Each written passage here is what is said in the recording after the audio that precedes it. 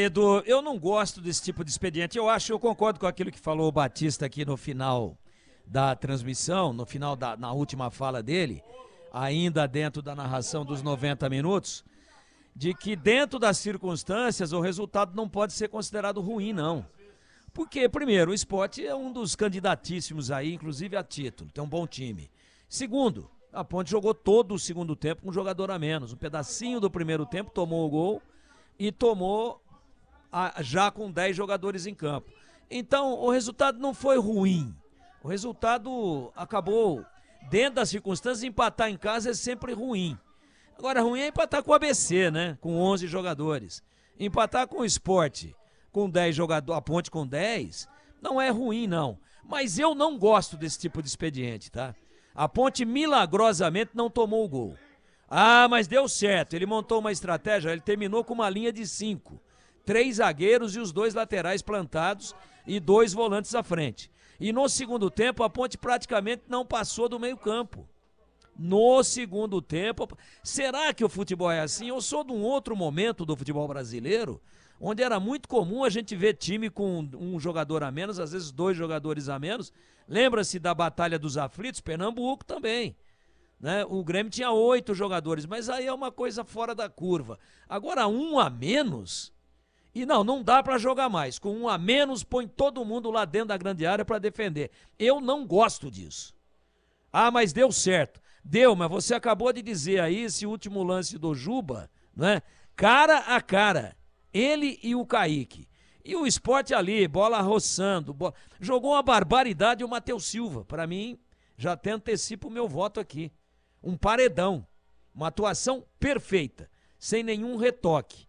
Mas você jogando em casa com a torcida a favor, mesmo contra um adversário melhor qualificado, claro que você tem que jogar com mais cuidados estando com um jogador a menos.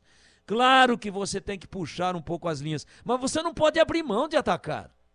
A Ponte não chutou nenhuma bola. A Ponte não cruzou nenhuma bola. O Eliel ficava correndo, tinha um estourão, e a bola ia chegar para o zagueiro, ele ia correndo lá, corria lá, se matava, acabou com a energia física dele para tentar dar uma pressão no goleiro. O goleiro pegava e devolvia, o zagueiro pegava e devolvia. O zagueiro pegava, devolvia para o goleiro, que com o pé devolvia para o zagueiro e o Eliel ficava no meio do caminho. A Ponte não entrou na área do Sport. Então é ruim o resultado? Claro que não.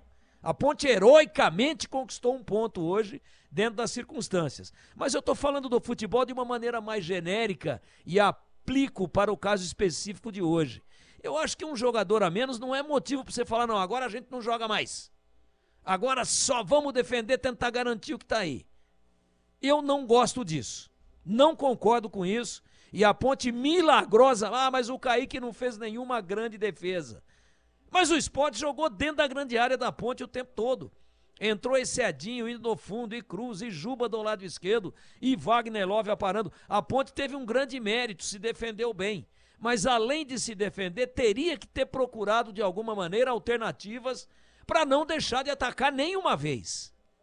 E com isso, afastar um pouco o Sport do campo defensivo da Ponte e correr o salutar risco de repente, fazer um gol. É o que eu penso. Então, essa estratégia de falar, gente, todo mundo para trás da intermediária, costuma não dar certo. Hoje deu. Eu não acreditava que a Ponte, durante todo o segundo tempo, com esse expediente de jogo, que ela fosse conquistar pelo menos um empate, que eu reputo como bom. Mas particularmente não gosto, acho que o jogo tem que ser contado em 2 etapas absolutamente distintas, até o momento em que teve 11 jogadores em campo que se propôs a jogar, que teve personalidade, coragem e confiança. A Ponte foi muito melhor do que o Sport. Inclusive o Fábio Sanches foi expulso num escanteio a favor da Ponte, que estava procurando o segundo gol. Uma partida muito boa da Ponte no primeiro tempo.